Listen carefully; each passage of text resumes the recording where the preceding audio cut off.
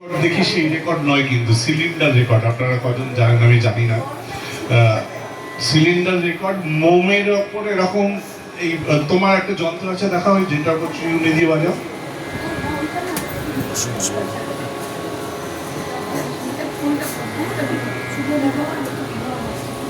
Cylinder এইটা ছিল রেকর্ডের শেপ, এইটা এক্স্যাক্টলি। আচ্ছা, এবং এটার গায়ে ঠিক যেরকম ভাবে দেখছেন খাঁজ কাটা আছে, যেমন আমাদের এখন এলপি গুলোর গায়ে খাঁজ কাটা থাকে, তখন একটা যন্ত্র দিয়ে এইটা ঘুরতো আর তার উপরে ভয়েসটা রেকর্ড হতো। আচ্ছা, সেটাকে একটা বাক্সের মধ্যে বন্ধ করে দেওয়া হতো আমাদের দেশের টেম্পারেচারের জন্য, যাতে গলে না যায়। মোমের ওপর একদম যেরকম ভাবে সিসমোগ্রাফ কাজ করে সেরকম ভাবে ভাইব্রেশন নিয়ে রেকর্ডিং হতো। রবীন্দ্রনাথের গান যখন বিকৃত করে বিভিন্ন লোক বিভিন্ন জায়গায় গেয়ে চলেছেন, তখন আবারও বলছি তিনি হচ্ছেন প্রথম যিনি কপিরাইট দাবি করেন যে আমার গানকে এরকম ভাবে বিকৃত করা যাবে না। তখন এই মোমের রেকর্ডে বেশ কিছু গান রেকর্ডেড হয় এবং আমরা বহু প্রচলিত ওনার ভয়েস যে শুনেছি সেটা প্রথমেই মোমের সিলিন্ডার রেকর্ডেরই রেকর্ড। বাকি যে গানগুলি রেকর্ড করেছিলেন সেগুলো পাওয়া যায় না, তার মূল কারণ হলো আমরা সেগুলো সংরক্ষণ করতে পারিনি, বোম নষ্ট হয়ে গেছে, বলে গেছে, ওই ট্র্যাকগুলো আর নেই। এইটা একটা গল্প। আর দ্বিতীয় গল্প হচ্ছে খুব ইন্টারেস্টিং, যে উনি নোবেল পুরস্কারটা পেলেন কিভাবে। তার একটা বিরাট বড় ব্যাকগ্রাউন্ড আছে, খুব জানলে অবাক হবে। সুকুমার রায়ের জন্য কিন্তু প্রথম ইংরেজদের দেশে ওনার এই প্রচার এবং বিকাশ ঘটেছে। উপেন্দ্র কিশোর রায় ওনাকে, মানে ওনার ছেলেকে, জানেন আপনারা সবাই, পৃথিবী বিখ্যাত টেকনোলজিতে উনি রেভলিউশন এনেছিলেন। উপেন্দ্র কিশোরের কথা বলছি। তো ওই প্রিন্টিং টেকনোলজিতে ফার্দার কিভাবে কি করা যায় সেটা আরো ডেভেলপ করার জন্য উনি ইউ রায়ান প্রেস বলে যে কোম্পানি ছিল ওনার, সেটাকে আরো উন্নত করার জন্য উনি গিয়েছিলেন। আবার নিজে যেতে পারেননি, ছেলেকে পাঠিয়েছিলেন সমস্ত পয়সা করি খরচা করে, যাতে তিনি নিজে গিয়ে প্রিন্টিং টেকনোলজি সম্পর্কে কিছু শিখে এবং জেনে আসেন। এই সুকুমার রায় গিয়ে করলেন কি, ওখানে ব্রিটিশদের সাথে ইঞ্জিনিয়ারিং শিখতে শিখতে একটা, এই আমরা যেরকম বসে আছি এরকম মাসিক একটা সাহিত্য সভা, সেখানে গান বাজনা সবই হতো।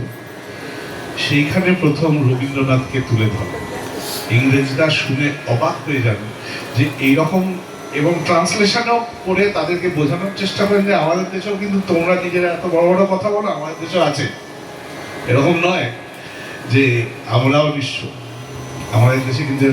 তারা তখন অবাক হয়ে যান। সেই প্রথম ডব্লিউ.বি. ইয়েটসের সাথে তার বন্ধুতার সম্পর্কের থ্রু দিয়ে বিভিন্ন কবিতাকে ইংরেজিতে ট্রান্সলেট করে, আপনারা জানেন গীতাঞ্জলি বাংলার সাথে ইংরেজির অনেকটা পার্থক্য আছে। রবীন্দ্রনাথ কিন্তু নিজে ইংরেজি ভাষায় খুব যে বেশি দড় ছিলেন তা নয়। সেই গ্রিপটা আনার জন্য তিনি বহু ইংরেজদের সাহায্য নিয়েছেন এবং নিজের অনুযায়ী গীতাঞ্জলি অ্যাকচুয়ালি যেটা ব্রিটিশদের কাছে খুব কাঁপিয়ে দিয়েছিল, তাদের নাড়িয়ে দিয়েছিল, যে জন্য নোবেলটা উনি পান, সেটা হচ্ছে ওনার ফিলোসফি। ওনার যে এই এলিভেশন, এইরকম ভাবে কে ভেবেছে।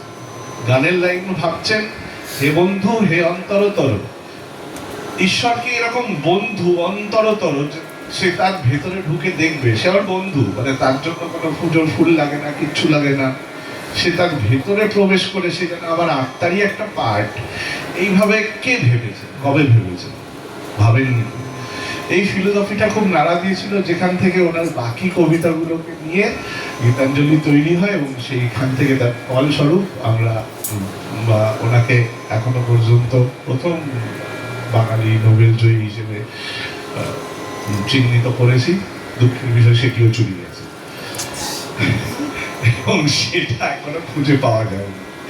এত বড় ইন্টেলিজেন্স ডিপার্টমেন্ট, এত কিছু রয়েছে, এত ভোট, এত ইলেকশন, সেই প্রশ্নে যাবো না, কিন্তু একটা নোবেল চুরি হয়ে গেল, কেউ এখনো খুঁজে পেল না। এটা খুব আক্ষেপ এবং দুঃখের বিষয়। আমরা আমাদের অনুষ্ঠান শুরু করছি। পুরো অনুষ্ঠানটা যেমন দিদি বললেন, এই মাইক্রোফোনের সামনে এসে বসিয়ে দিয়েছেন ওনার ভাই, এবং আমার দাদা স্বরূপ, আমার গুরু স্বরূপ আমাকেও ঠিক একইভাবে এইখানে বসিয়ে দিয়েছেন উনি। আমাদের সবাইকেই উনি একটা অন্য বাঁধনে বাঁধেন, এবং সেই বাঁধনের ফলস্বরূপ আজকে আমরা আপনাদের সামনে একটা ছোট্ট 15-20 মিনিটের প্রেজেন্টেশন, যেটার জন্য বেশিক্ষণ সময় আমরা নেব না। মল্লার গত দুবারই যখন অনিন্দদা গান বাজতে গেছে এবং ওরা যখন আমাদের সাথে এসে বসে গান বাজনা করতে গিয়েছে, দুবারই বৃষ্টি এসেছিল, জানি না আজকে কি হবে।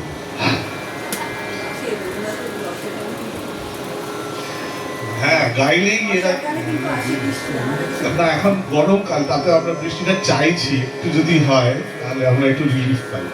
যে জন্য আপনারাও আজকে প্রোগ্রামটাকে সন্ধ্যেবেলা করেছেন, দুপুরবেলা ছিল বলে আমি জানি। তো আমরা শুরু করতে চলেছি আমাদের আজকে আপনাদের সামনে নিবেদন। রবীন্দ্রনাথ ঠাকুর, তার সৃষ্টি, তার কিছু অংশ অনিন্দদা বেঁধেছে, যেভাবে বেঁধেছে সেটাই আপনাদের কাছে আমরা আমাদের সর্বশেষটুকু ক্ষমতা দিয়ে প্রেজেন্ট করার চেষ্টা করি। ধন্যবাদ।